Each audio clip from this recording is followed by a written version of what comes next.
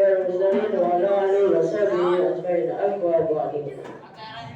Alhamdulillah, segala puji syukur kita kepada Allah SWT yang telah memberikan nikmat kepada kita semua, dan salawat dan salam kepada Nabi Muhammad SAW dan istri, keluarga, sahabat serta pengikutnya. Para jamaah yang berbahagia, kesempatan kali ini saya akan menyampaikan pidato mengenai alam Rasulullah SAW dalam kehidupan sehari-hari.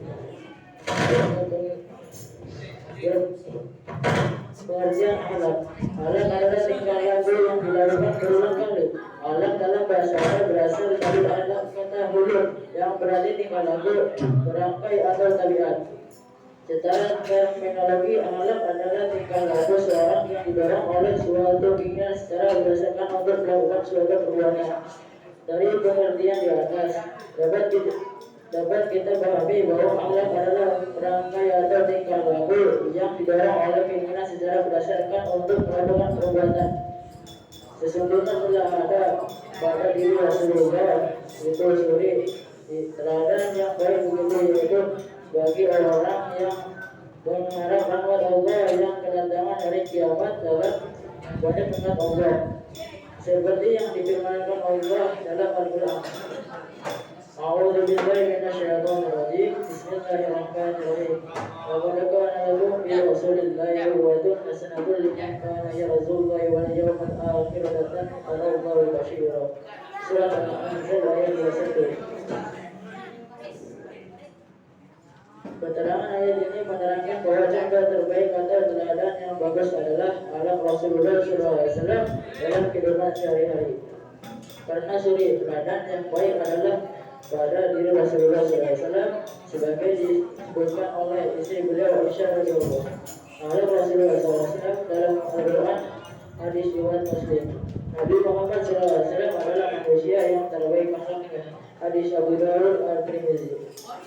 Dan dikasihkan oleh Allah dalam Al-Quran, wa in kana ala khuluqin azim, sesungguhnya engkau Muhammad berada di atas akhlak yang agung, seperti yang difirmankan Allah dalam Al-Quran.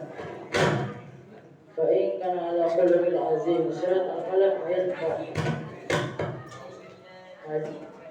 Hadis dan Al-Quran ini menunjukkan bahwa alam Rasulullah SAW adalah manusia pilihan Allah Subhanahu wa Ta'ala yang akhlaknya adalah Al-Quran. Jadi kita meniru akhlak Nabi Muhammad SAW. Berarti kita mengikuti akhlak yang diajarkan Al-Quran. Akhlak terbagi dua, akhlak mahmudah. Akhlak mahmudah adalah akhlak karimah, adalah akhlak yang terpuji dan harus dimiliki oleh seluruh umat Islam, sebagai telah diajarkan dan dicontohkan oleh baginda Nabi Muhammad SAW. Akhlak mahmudah adalah alam yang tidak terpuji, yang terlarang dalam ajaran Islam. Islam mengajarkan akhlak yang baik dan memberikan petunjuk tentang akhlak yang tidak baik yang bukan mencerminkan orang yang beriman. Demikian materi pidato agama Islam tentang meneladani alam Rasulullah SAW dan kehidupan sehari-hari. Wallahu a'lam. Wassalamualaikum warahmatullahi wabarakatuh. Assalamualaikum warahmatullahi wabarakatuh.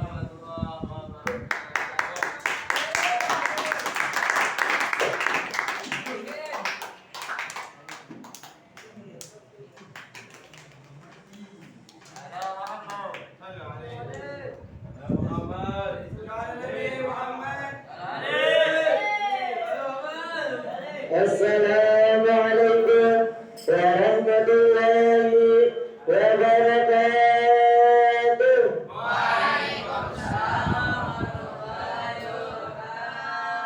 Alhamdulillahirabbil alamin wa bihi nasta'in ala umuri dunya wa din. Wassalatu wassalamu ala asrafil anbiya'i wal mursalin sayyidina Muhammadin wa ala alihi wa sahbihi ajma'in. Amma ba'du. Yang saya hormati pengasuh Pondok Pesantren Al-Falah Tufatul Muta'alimin Kiai Abdul Aziz SPMI. Yang saya hormati Ketua Yayasan Pondok Pesantren Al-Falah Tufatul Muta'alimin Ustaz Jaja Ahmad Syaikhul SPMI. dan segenap keluarga besar Pondok Pesantren Al-Falah Tufatul Muta'alimin yang saya hormati. Pertama-tama, marilah kita panjatkan puja dan puji syukur atas kehadirat Allah Subhanahu wa Ta'ala yang telah memberikan nikmat serta hidayahnya kepada kita sehingga kita bisa berkumpul di tempat yang insya Allah dimuliakan oleh Allah. Salawat beserta salam semoga tercurah limpahkan kepada Nabi Agung, Nabi besar Muhammad Sallallahu Alaihi Wasallam. Berdirinya saya di sini, saya akan membawakan pidato singkat yang berjudul Mencintai Nabi Muhammad Sallallahu Alaihi Wasallam. Dalam sebuah hadis yang diriwayatkan oleh Al-Bukhari dan Muslim, Rasulullah Sallallahu Alaihi Wasallam bersabda, La yu'minu ahadukum hatta akuna ahabbu ilaihi min walidihi wa waladihi wan nasi ajma'ina. Tidaklah beriman seorang di antara kalian sampai dia mencintai aku lebih dari cintanya kepada anaknya, orang tuanya, dan manusia semuanya. Hadis riwayat Bukhari dan Muslim. Iman yang dinafikan dalam hadis ini adalah kesempurnaan iman. Artinya, kalau ada orang yang antara kita masih mencintai orang lain lebih dari cintanya kepada Nabi Muhammad, maka dia tidak lantas kafir, tidak lantas keluar dari Islam. Namun ia berdosa, karena yang dinafikan adalah kesempurnaan iman yang wajib. Jadi, wajib bagi setiap Muslim untuk mencintai Nabi Muhammad Sallallahu Alaihi Wasallam lebih dari cintanya kepada segala sesuatu dan kepada siapapun. Dalam riwayat Al-Bukhari yang lain disebutkan bahwasanya Umar bin Khattab radhiyallahu anhu berkata kepada Rasulullah SAW, wahai Rasulullah, sesungguhnya engkau lebih aku cintai dari segala sesuatu kecuali dari diri saya sendiri. Maka Rasulullah SAW mengatakan, tidak wahai Umar, demi Allah yang jiwaku berada di tangannya, sampai engkau menjadikan aku lebih engkau cintai dari segala sesuatu termasuk dari dirimu sendiri. Maka Umar bin Khattab mengatakan, sekarang wahai Rasulullah, sungguh engkau aku lebih cintai dari segala sesuatu termasuk dari diriku sendiri. Maka kemudian Rasulullah SAW mengatakan, Al-ana ya Umar, sekarang wahai Umar baru benar. Hadis yang kedua ini menjelaskan bahwasanya yang dimaksud dengan cinta dalam hadis ini adalah cinta dalam arti yang sesungguhnya, bukan hanya sekedar pengagungan, karena mengagungkan itu lebih mudah daripada mencintai. Dan Umar bin Khattab tidak pernah mengagungkan diri beliau lebih daripada Nabi Muhammad SAW. Karena beliau sempat untuk mencintai diri beliau lebih dari cinta beliau kepada Nabi Muhammad SAW. Hal ini menjelaskan bahwasanya seorang sahabat kaliber Umar bin Khattab tidak pernah mengetahui sebagai hukum Islam. Namun lihatlah bagaimana ketika beliau mengetahui bahwasanya hal ini adalah sebuah kewajiban. Hal itu juga beliau menyatakan bahwasanya beliau mencintai Nabi Muhammad SAW lebih dari cinta beliau kepada siapapun. Dan Nabi Muhammad SAW layak untuk dicintai lebih dari siapapun dan apapun. Karena faktor penyebab cinta seorang kepada orang lain ada tiga. Yang pertama, faktor fisik atau lahir. Misalnya karena paras yang menawan atau karena suaranya yang indah. Yang kedua, faktor batin, internal atau inner beauty. Misalnya karena kesalehan seorang atau tingginya ilmu yang dia miliki. Yang ketiga, faktor jasa. Ketiga faktor ini ada pada diri Rasulullah SAW dengan tingkatnya yang paling tinggi. Jasa Nabi Muhammad SAW dalam menebar atau membawa hidayah untuk umat akhir zaman ini jauh lebih tinggi atau lebih besar daripada jasa siapapun kepada kita.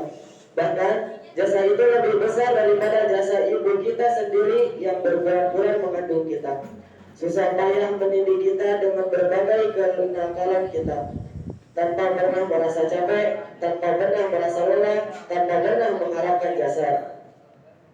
Kalau seandainya ibu kita telah memberikan cintanya dengan sepenuhnya, telah menjalankan tugasnya tanpa berkurang satupun, apalah artinya kalau ternyata di akhirat kita tidak masuk surga, kita tidak bisa mendapatkan kebahagiaan yang abadi di sana.